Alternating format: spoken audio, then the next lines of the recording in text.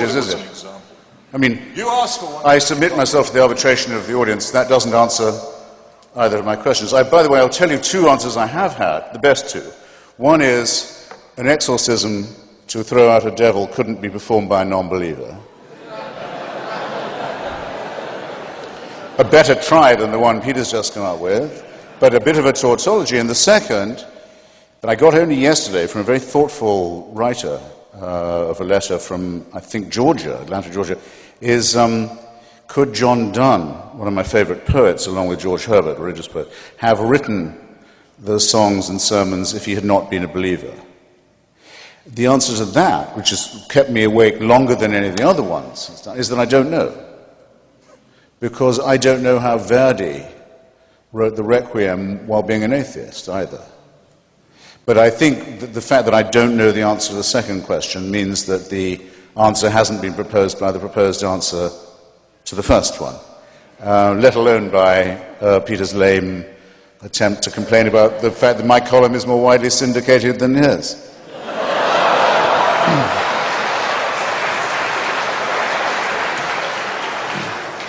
Peter, did you want to respond? Sorry, more widely and promiscuously syndicated than his.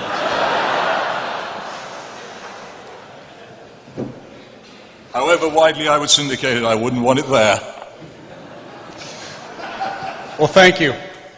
That concludes part one of our debate, and as advertised, I think it was provocative as we anticipated. Part two gives you, the audience, the chance to put questions to the brothers. I think they're doing a good job putting questions to each other, but why don't we mix it up a little bit? And if you'll come to the microphones at the end of each aisle, there's also, I believe, a microphone upstairs, although I do not... Okay, it's back in this corner over here. If you would please take your place at the microphone, and let's go ahead and start, since we have a queue over here. Let's go ahead and start with you. Yes, ma'am. Professor. Hello. Hello. Hello? Okay. We can hear you. Professor Hitchens, can you... Dr. Hitchens. I heard you correct someone in a previous talk and tell them... Thank you, ma'am. Yeah. Can you speak on what you see as the relationship between self-interest, enlightened self-interest, and morality? And? Morality. The lady, in case it wasn't audible to all, the lady asks if I will comment on the relationship between enlightened self-interest and morality. My line is not that taken by, for example, Ayn Rand, that selfishness is a virtue on its own. I don't believe in the abnegation of the personality. I don't believe in the horrible Christian idea of masochism, modesty, self-sacrifice, self-hatred, the endless confessions of sin and worthlessness, any more than I believe in the equally vile Quranic idea that we're made not out of dust but out of clots of blood by a celestial dictator. But I think that probably we are innately selfish enough to begin with, because of the process of evolution by natural selection, that we don't need additionally to cultivate our own selfishness. And that the trick, the clue, and the odd thing, and the thing that comes to people strangely naturally is this. They understand about human solidarity. I'll just give you two examples, one from each testament. The ancient Jewish people, of course, never went to Sinai and never were in Egypt and never wandered in the desert, and all of that is completely, as everyone now knows from archaeological evidence, none of that ever occurred. But the idea that our Jewish ancestors got as far as Mount Sinai under the impression that rape, murder, theft and perjury were okay, and only when told by tablets that they weren't all right, felt the penny drop or the shekel drop, is, of course, an insult to our decency and our integrity. They couldn't have got that far or been a people of any kind if they had been under any other impression. So this is innate in us, and it comes from our solidarity, our humanity, our brother and sisterhood. The second is from the so-called New Testament, the Samaritan, so-called, the man from Samaria, who wouldn't see someone just lie bleeding and suffering by the side of the road without helping him. Whatever motive he had, and we don't know what it was, he can't have been a Christian, because it's the alleged Jesus of Nazareth telling the story about someone who existed before he did. And the only people in the story who we're told about who didn't do anything for the victim are the priests and the Levites. So what the story tells us, this parable, is you don't need religion to behave with ordinary decency and morality. And anyone who says you do says that you need dictatorial permission to do the right thing. And then you're a serf.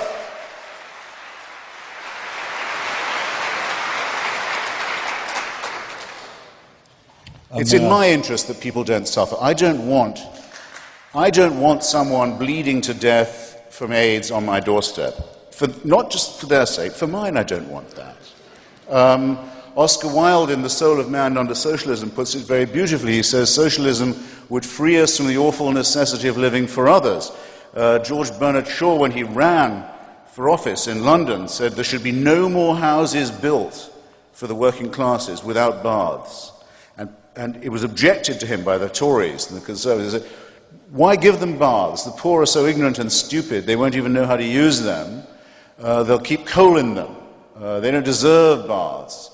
You're wasting your compassion on them. He said, I don't want them to have a bath for their sake. I want them to have a bath for my sake. That's the right mix of self-interest and morality. And it works, too. It works. It works. Whereas religious exhortation and telling people, telling children that if they don't do the right thing, they'll go to terrifying punishments or unbelievable rewards, that's making a living out of lying to children. That's what the priesthood do.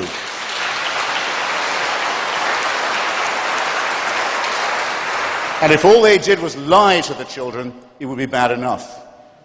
But they rape them and torture them and then hope we'll call it abuse. No, the priesthood must get out of the way for this argument to become grown up.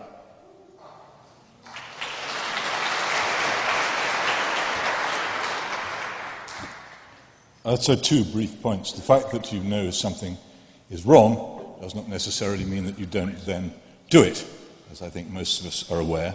And secondly, it's all very well saying that people who are unbelievers know what is right, but how do they know it's right? What reason do you have to suppose that any action is right, apart from that which suits you?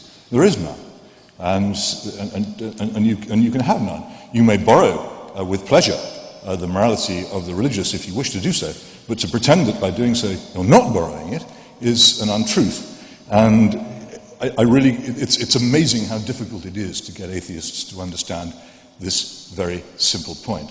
And one other point about threatening people with terrible punishments. It seems to me to be fairly evident, looking again at my own country, that in societies which do not believe in hell, hell pretty quickly comes into existence. Bah! You're going to clap that? Who clapped that? Stand up, who clapped that? Okay, we have other people who want to ask questions. Let's move on to our next questioner. Dr. Hitchens, quick question. Professor. Is truth real? And if so, how do you determine it? Excuse me, it's my fault. I stepped on your line. Would you mind repeating your question? It was brief, I think so. Is truth real? Does it exist? And if so, how do you determine it? Once more. Is truth real? And if so, how do you determine it? Okay, well, having attacked relativism on purpose, I should maybe specify precisely what I meant. To say, it's a famous line, as you know, what is truth, asked jesting Pontius Pilate, and did not stay for an answer.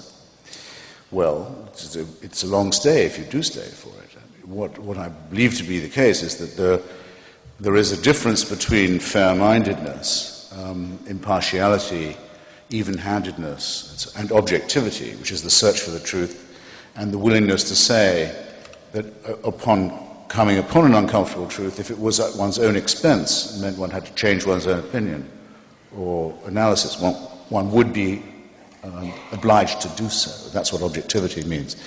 And I think that while the grail of truth may not be entirely attainable, without the idea of it, and without the obligation to seek it very intensely and very seriously, one would be in a rudderless world, a world without true north, if you like.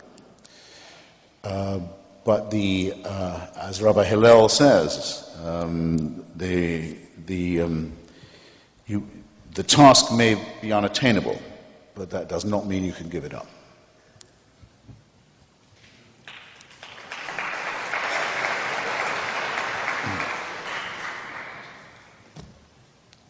Rabbi Hillel, by the way, who is the author of the Golden Rule, which the Christians so often claim to be their own. Wrongly, falsely, lyingly, and doubly falsely, actually, because the obligation to love others as yourself is an unattainable one. And it's sinister for that reason, because it's demanded of you that you do the impossible. Thus you'll always be falling short, thus you'll always be in sin, thus you'll always be guilty, thus you'll always have to confess, thus you'll always be in the claws of the priests. That's the trick, as it's said by Fulk Greville, you're created sick and commanded to be well. This is a sadomasochistic relationship with the dictator. You can't be right. You'll always be wrong. The law is such as you can't keep it. Whereas the relatively sane injunction of the Babylonian rabbi, at least, is what is repulsive to another, what is repulsive to you, you should not do to another. That's a decent rule. But no one had better stand up and tell me that I need a God to tell me that. Peter, did you want to respond? No, I love it. Okay, we have a question up on the balcony.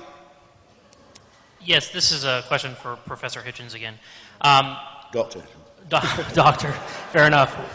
On your website and in your books, Build Up That Wall, you mention eliminating taxation, freedom of taxation for churches. And I was wondering what your thoughts were as to how that might, if we were to someday do something like that, how that might affect the separation of church and state that we enjoy right now. Well, it seems to me a violation of the Establishment Clause of the First Amendment that any religious institution can receive any payment from the United States government. I would regard being tax-exempt or tax-free as a disguised form of subsidy, as I regard the so-called faith-based initiative to be a surreptitious violation of the same law.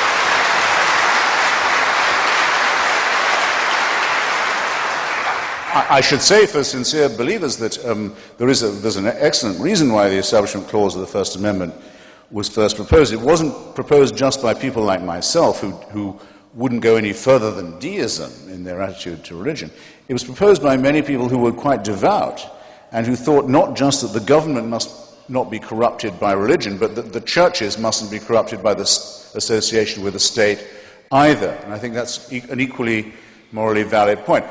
James Madison, the co-author of the Virginia Statute on Religious Freedom and of the First Amendment and the other things that bodyguard our wonderful Republican secular constitution, didn't think there should be chaplains to open Congress, didn't even think there should be chaplains in the armed forces. If people want to pray in the army, they can. No one can stop them, but we're not going to pay for someone to pray over them.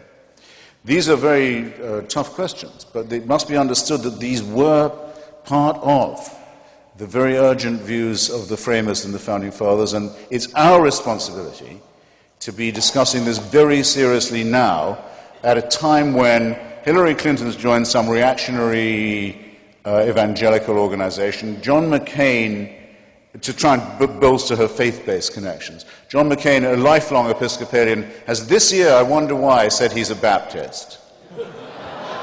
And Barack Obama, Senator Obama, has been caught in some big-mouthed, sinister, windbag, rock and roll horror show church on the South Side. Religion is poisoning